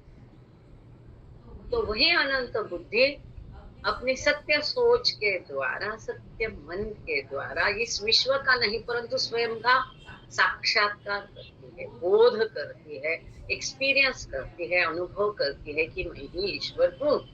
इस प्रकार से जो सत्य मन है, जो कि ईश्वर साक्षात्कारिक व्यक्ति के है, ये अनुभव करते हैं अनंत बुद्धि का या स्वयं का, अनंतमय का या ईश्वरत्व का अनुभव करते हैं, अपने ईश्वरत्व का अनुभव करते हैं। संक्षेप में अनंत बुद्धि वही है जब ये अचेत होती है, सोचती नहीं है, चाहे वो गाढ़ निद्रा में हो या परावस्था में हो, तब ये किसी भी चीज का अनुभव नहीं करती, ना स्वयं का ना विश्व का। जब ये मिथ्या सोचती है तब ये विश्व का अनुभव करती है। This is important. विश्व का अनुभव केवल मिथ्या सोच में ही होता है। पूरा विश्व, इस विश्व के सभी जीव, अब जब ये सत्य सोचती है तब केवल ये स्वयं का अनुभव करती है। तो 8वीं सीरीज पूरी हो गई। अब तुरंत हम शुरू करेंगे 9वीं श्रृंखला, series number 9, page number 142, 142, body, mind and ईश्वर, शरीर, मन और ईश्वर, the beginning of thinking and the necessity of form, सोच की शुरुआत, अनुभव की शुरुआत और रूपों की आवश्यकता। जैसे थिंकिंग की जगह हम अनुभव डालेंगे तो रूपों की आवश्यकता तुरंत महसूस होती है, समझ में आती है। सो बिगिनिंग ऑफ थिंकिंग मतलब अनुभव की शुरुआत, परात्पर पर ब्रह्म अवस्था क्या है? वहां वो अनुभव किसी भी चीज का नहीं करता है, स्वयं का भी नहीं करता है। अब जैसे ये अनुभव स्वर करना शुरू होता है, वैसे रूपों के या जैसे रूप निर्माण होते हैं, या उसको अनुभव को हम मैं कौन हूँ का उत्तर चाहिए, तो उसको रूप चाहिए, माध्यम चाहिए स्वयं का अनुभव करने के लिए। इस माध्यम में चेतना चाहिए, इस माध्यम में अनुभव करना या थिंकिंग करना जरूरी है। इसलिए बिगिनिंग ऑफ थिंकिंग, सोच की शुरुआत, अनुभव करने की शुरुआत और रूपों की आवश्यकता। ये पूरा एडिटोरियल पार्ट है, संपादकीय एक पेज पूरा है। अब समय कम होने के कारण हम इसको फटाफट पढ़ के आगे जाते हैं। क्योंकि कोई भी हैंड रेज नहीं है, तो अब पहले जो चैप्टर की कोई चर्चा नहीं करना चाहता है ऐसा समझ के आगे बढ़ते हैं। सर को रिक्वेस्ट है कि पहला पैराग्राफ एट फर्स्ट वाला पढ़ लीजिए। जय बाबा। Okay, Jai Baba. The beginning of thinking and the necessity of form. At first, what prevents self-thinking is the finitude of thinking. But even after infinite thinking is attained in human form, the veil of samskaras makes intelligence think and realize itself as finite and limited. When this illusion vanishes, intelligence realizes its own infinity. Thank you sir.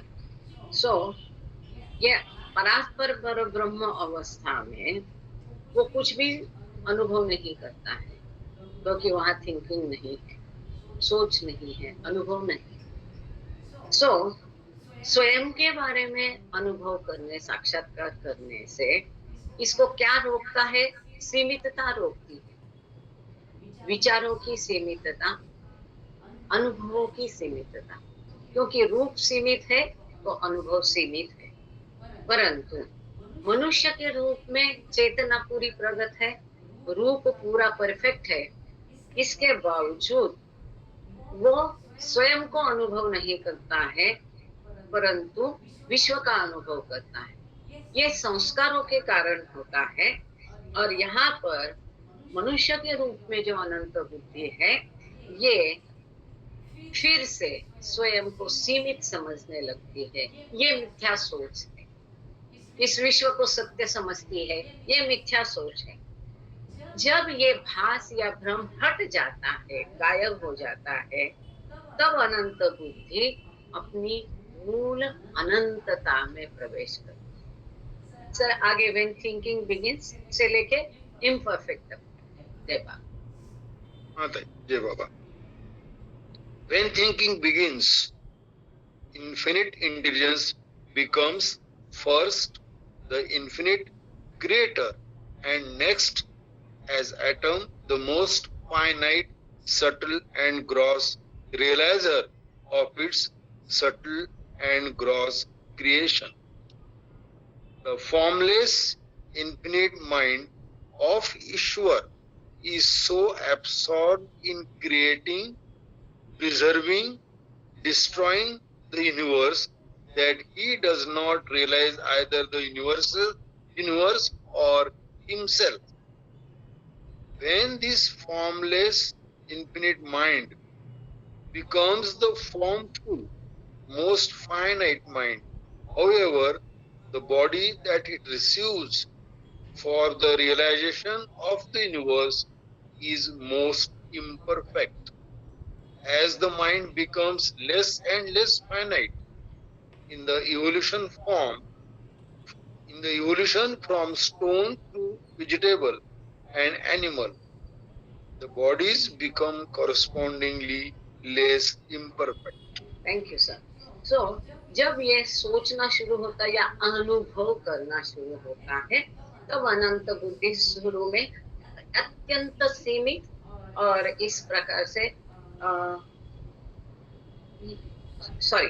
जब ये thinking शुरू हो जाती है, तब पहले अनंत बुद्धि निर्माता बनती है और वहां पर वो किसी भी चीज का अनुभव इसलिए नहीं करती क्योंकि उसके पास रूप नहीं होता है। तो रूपों की आवश्यकता क्यों है? ना ही वो विश्व का अनुभव करती, ना ही स्वयं का अनुभव करती, लेकिन वो निर्माता की भूमिका में वहां होती है, विश्व की निर्मित करती है। और इसके पश्चात विश्व की निर्मित पश्चात अत्यंत सीमित मतलब अणुमात्रा में ये स्थूल और सूक्ष्म विश्व का अनुभवकर्ता बनती है, अपनी ही निर्मित को वो अनुभव करती है। अब ये सीमितता में अनुभव क्यों करती? क्योंकि उसका रूप सीमित है, उसका मन सीमित है। यहाँ पर जो निराकार अनंत मन है ईश्वर का, ये निर्मिति, उसका रक्षण करना और उसका नाश करना विश्व का, इसमें इतनी मग्न है कि ये स्वयं का या विश्व का अनुभव नहीं करती। क्यों? क्योंकि निर्माता की भूमिका में इसके पास अशरीरी है, इसके पास, दिस इज वेरी इंपॉर्टेंट, इसके पास अनुभव करने के लिए शरीर नहीं है। इसलिए शुरू में ही क्या शब्द है? बाबा का कोई भी शब्द फालतू नहीं होता है, अत्यंत महत्वपूर्ण एक एक शब्द को हम चुनते हैं। फॉर्मलेस इन्फिनिट माइंड, निराकार अनंत मन ईश्वर का है। जब ये निराकार है तब ये विश्व की निर्मिति, रक्षण और नाश करता है। परंतु उसके पास रूप नहीं होने के कारण ये विश्व का अनुभव नहीं करता है और स्वयं का भी अनुभव नहीं करता है। इसके कारण फिर उसको रूप की आवश्यकता होती है। अब जब ये निराकार अनंत मन है, ये रूप लेता है, तब ये अत्यंत सीमित और सीमित मन बन जाता है। लेकिन यहाँ विश्व का अनुभव करने के लिए उसको जो रूप मिलता है वो एकदम इम्परफेक्ट होता है, जैसे कि अणु और पाषाण, जो कि अप्रगत है, अपरिपूर्ण है, तो इसका विश्व का अनुभव भी अपरिपूर्ण रहता है। अब इसको विश्व को पूरा अनुभव करने के पश्चात ही, विविध अनुभवों से गुजरने के बाद ही वो स्वयं का अनुभव कर सकता है, उसके पहले नहीं। जैसे जैसे ये मन कम कम सीमित होते जाता है, मतलब अधिकाधिक प्रगत होते जाता है उत्क्रांति की श्रृंखला से, वैसे वैसे वो नए नए प्रगत रूप, पाषाण से लेके वनस्पति तक और फिर पशु तक प्रगत रूपों को प्राप्त करता है, और उसके साथ उसकी इम्परफेक्टनेस कम होते जाती है। अब मनुष्य के रूप में क्या होता है? सर से रिक्वेस्ट है, इन ह्यूमन फॉर्म से लेके आगे नथिंग तक पढ़ दीजिए, 143 पेज नंबर पर जाएंगे। पहले इस पैराग्राफ को पूरा करते, इन ह्यूमन फॉर्म से लेके ये एडिटोरियल लीजिए। जय बाबा सर। ओके, जय बाबा।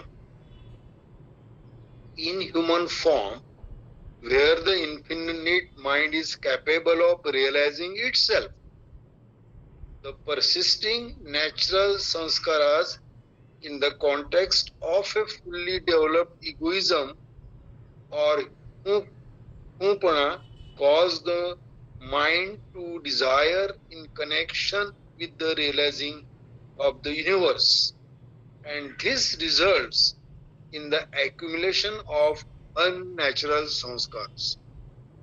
Subhuman forms are naturally finite, since mind is still finite.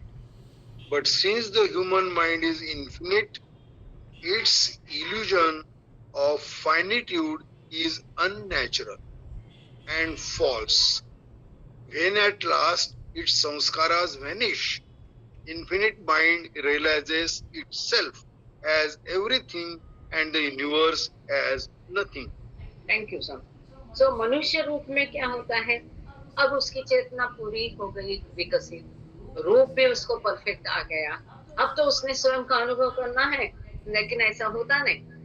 अब वो स्वयं का अनुभव करने के लिए पूरा काबिल है, उसकी कैपेसिटी, क्षमता है, लेकिन उसके पास जो संस्कार है पहले के जन्म के नैसर्गिक संस्कारों के कारण इसका अहम पूरा प्रगत है, पूरा डेवलप है, विकसित है, और इसके कारण झूठा मैं है, खुदी है, और इसके कारण अब लालसा है, इच्छा है, इसके कारण उस विश्व को वो अनुभव करना चाहता है, और इस चक्कर में उसके अनैसर्गिक संस्कार बढ़ते रहते हैं। अब संस्कार अनैसर्गिक क्यों?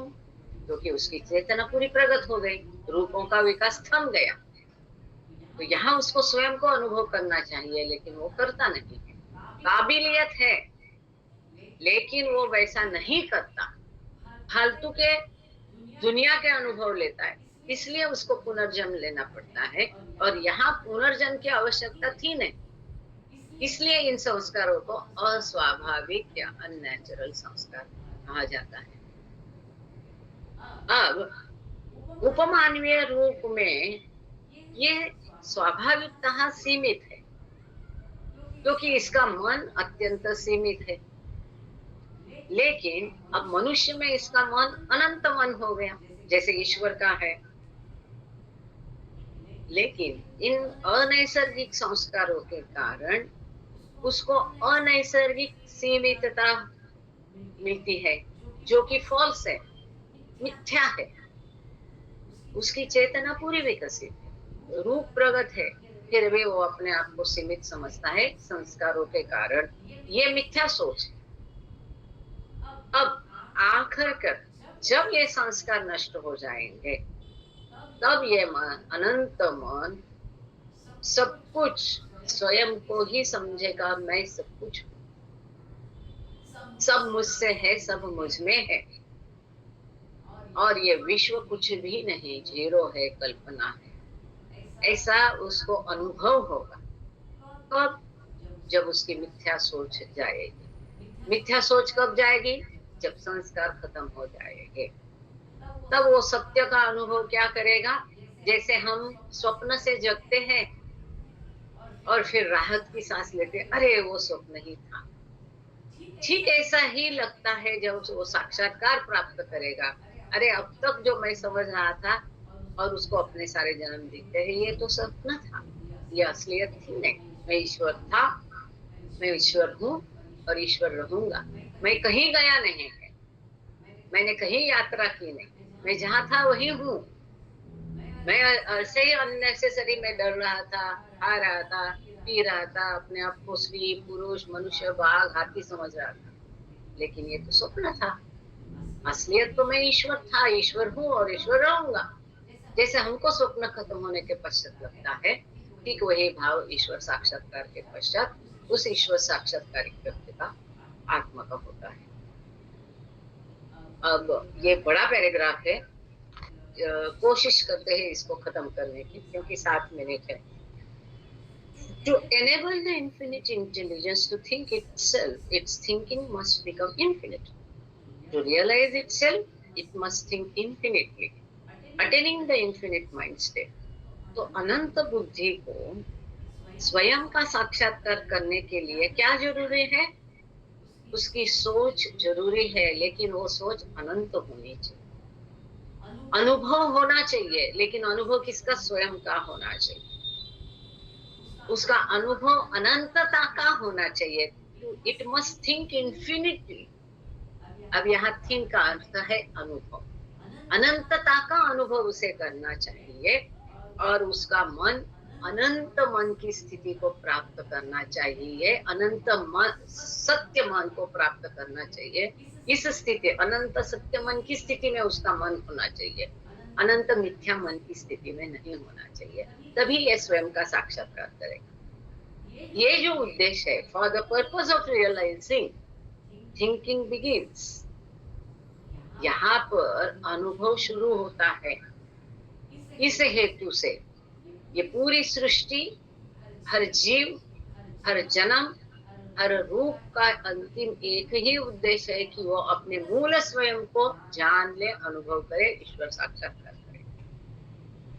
इस एकमात्र उद्देश्य से, पर्पस से ये अनुभव की श्रृंखला शुरू हो गई है, थिंकिंग शुरू हो गया है. But the form in which this thinking begins is the atom or stone form where thinking is most finite. लेकिन इस अनुभव जहाँ शुरू हो गया, वो रूप अत्यंत सीमित पाषाण का रूप था, जहाँ पर अनुभव भी अत्यंत सीमित था. थिंकिंग को अनुभव लिखना यहाँ पर. Thinking is most finite in stone form.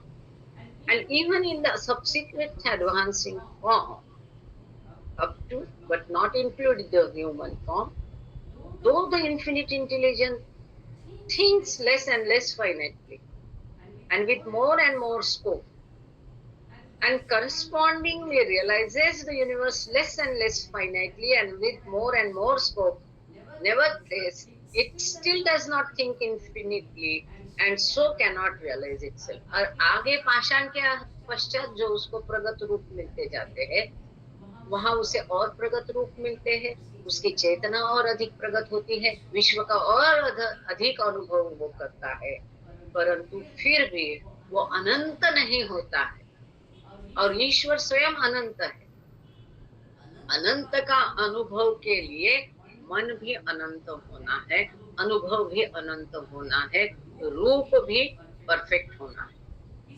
इसलिए मनुष्य योनि तक उसे स्वयं का अनुभव वो ले सकता नहीं, केवल मनुष्य के रूप में वो कर सकता है. In the human form at last it does think infinitely, and thus the prerequisite that thinking should be infinite has now been fulfilled.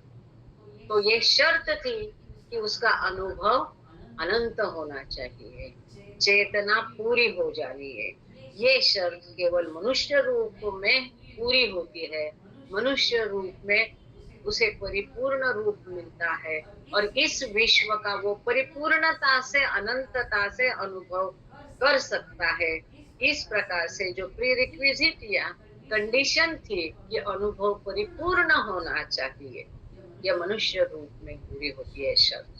In this human form, it can realize, know and think itself as infinite. इस मनुष्य के रूप में अब वो ये जान सकता है, स्वयं को अनुभव कर सकता है, महसूस कर सकता है अनंतता से. परंतु अनफॉर्चुनेटली क्या होता है? But here the sanskaras, which are the hijab or curtain, the limit, the bandhan or binding, giver of bhas or illusion, these sanskaras make it realize the universe, which is the production of nothing. परंतु यहाँ क्या होता है? उसके संस्कार जो है ये पर्दा बनते हैं, बंधन बनते हैं और ये भास की भ्रम की निर्मित करते हैं और स्वयं का अनुभव करने के बदले ये संस्कार उसको विश्व का अनुभव करने के लिए बाधित करते हैं, फोर्स करते हैं. और ये संस्कार ही है जो बंधन बन जाते हैं. संस्कार make it think falsely, they make it think and realize itself as finite and limited, even in the human form where thinking is infinite, and thus they prevent it from realizing itself as infinite. इस प्रकार से अनंत होने के बावजूद ये संस्कार उसको मिथ्या सोच के लिए, मिथ्या का अनुभव करने के लिए, विश्व का अनुभव करने के लिए मजबूर करते हैं. और इस प्रकार से अनंत अनुभव होने के बावजूद वो स्वयं का अनुभव नहीं करता है मनुष्य के रूप में और इस विश्व का, कल्पना का, मिथ्या का अनुभव करता है. अब रेस्ट ऑफ इट पार्ट हम लोग पेज नंबर 143 पर है. गुरुवार को हम इसको आगे देखेंगे. आज हमें यहाँ रुकना पड़ेगा क्योंकि प्रार्थना का समय हो गया है. वयस्कर सर से प्रार्थना करते हैं कि वो प्रार्थना करें. थैंक यू बाबा, thank you Gangde sir and all of you. Avatar Meher बाबा की जय. जय बाबा.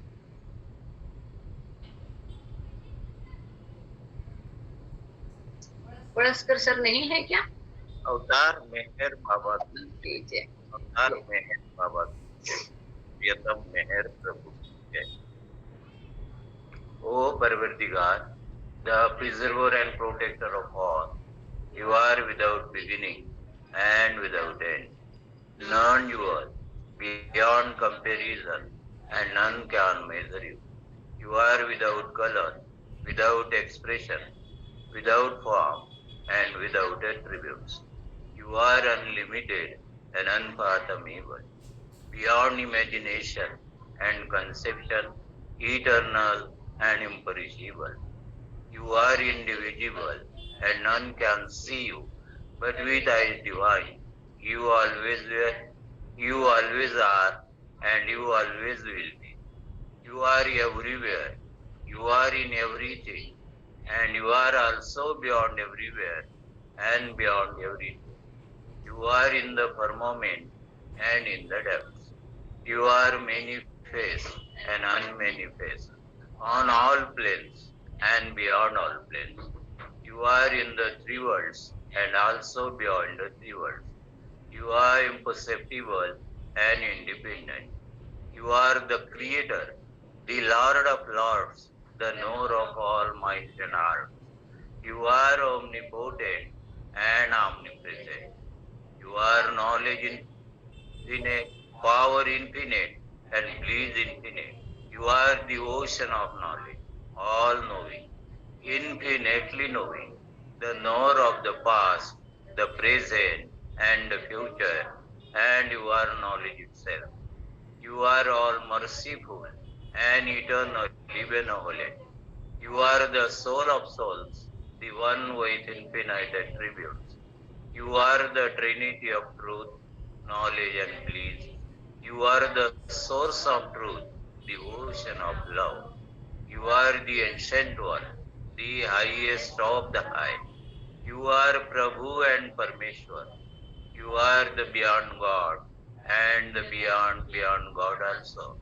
You are Parabrahma, Allah, Ilahi, Yajdan, Ahura Mazda, and God the Beloved. You are named Isa, the only one worthy of worship. We repent, O God, most merciful for all our sins, for every thought that was false or unjust or unclean, for every word spoken that ought not to have been spoken, for every deed done that ought not to have been done. We repent for every deed and word and thought inspired by selfishness, and for every deed and word and thought inspired by hatred. We repent most specially for every lustful thought and every lustful action, for every lie, for all hypocrisy, for every promise given but not fulfilled, and for all slander and backbiting. Most specially also, we repent for every action that has brought ruins to others, for every word and deed that has given others pain, and for every wish that pain should befall others. In your unbounded mercy, we ask you to forgive us, O God, for all the sins committed by us and to forgive us for our constant failures to think and speak and act according to your will. Beloved God, help us all to love you more and more, and more and more, and still yet more, till we become worthy of union with you. And help us all to hold fast to Baba's Daman till the very end.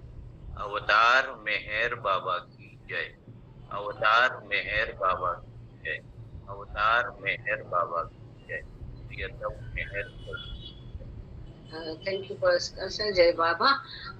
अहिंसा जहाँ कल्पना म्हणशील. और इसके पश्चात GS Kamble sir आप तैयार रहिएगा 7 names 14 times करने को गाने के लिए. जय बाबा. अहिंसा. जय बाबा. जय बाबा. बोलो अवतार मेहर बाबा की जय. जहाँ कल्पना शब्द ना पहुँचे, ऐसे अपरंपार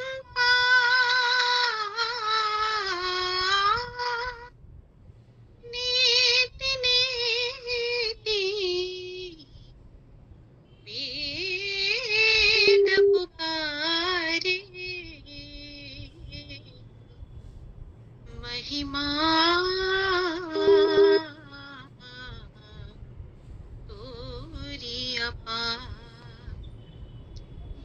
सनातन परम दयाघन, दिव्य सनातन परम दयाघन, हे जगदुद्धारो मिहिर मन आरती स्वीकारो, मिहिर मन आरती स्वीकारो।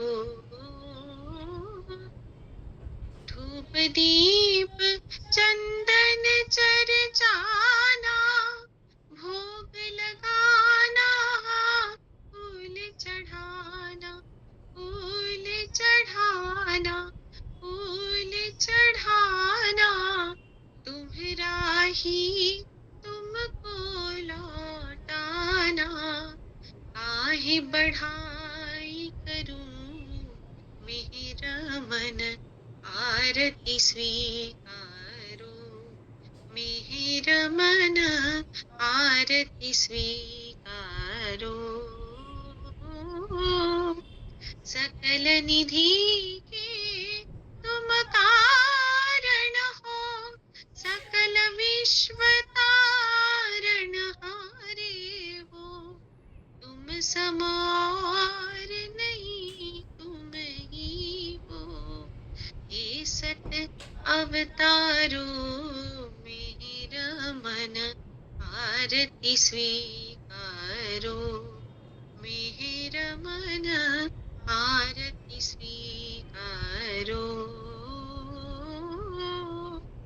सकल चराचर तुम्हारी माया, माया भी तो तुम्हारी छाया, तुम्हारी छाया, तुम्हारी छाया।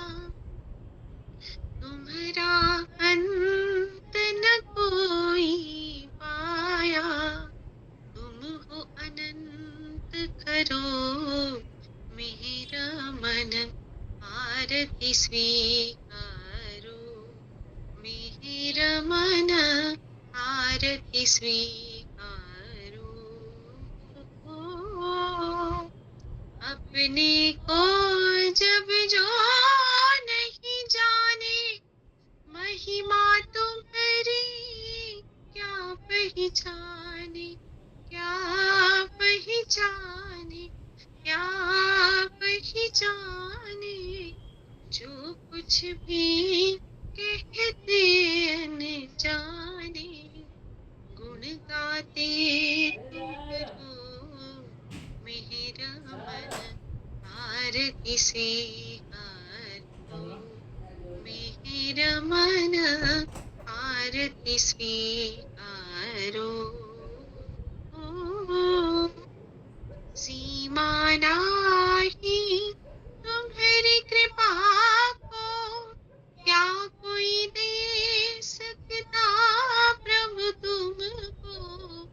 भीख तुम्हीं दो प्रेमी जनों को, नित्य तुम्हें सुमरो मेरा मन आरती स्वीकारो, मेरा मन आरती स्वीकारो।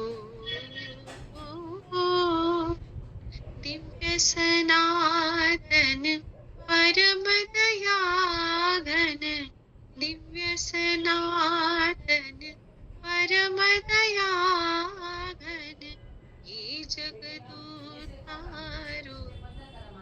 मेरा मन आरती स्वीकारो, मेरा मन आरती स्वीकारो, मेरा मन आरती स्वीकारो।